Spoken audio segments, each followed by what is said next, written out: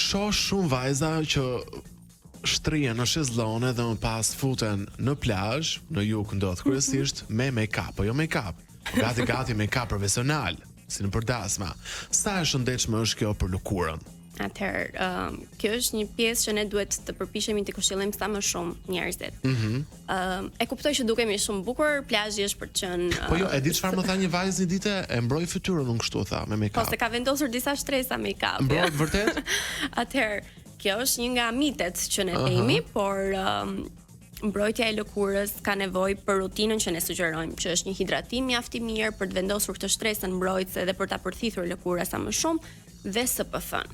Sepse nuk mund të themi që një fondatin do na e mbrojë lëkurën në një nivel shumë të lartë kundra diellit, por mund ta dëmtojë atë sepse mund të bllokojë poret dhe pastaj mund të nxjisë një gjersitje më të shtuar, pastaj kalojmë në inflamacione të lëkurës, që themi pastaj unë nuk kisha këtë lloj breakouti, pse ndodhi, por nuk e dim se çfarë kemi bërë gjatë gjithë kësaj kohe. Kështu që kujdes sa më i madh ndaj lëkurës, do dukemi bukur dhe me një lëkurë të shëndetshme. Pra e mira është që të shkojmë në plazh pa make-up.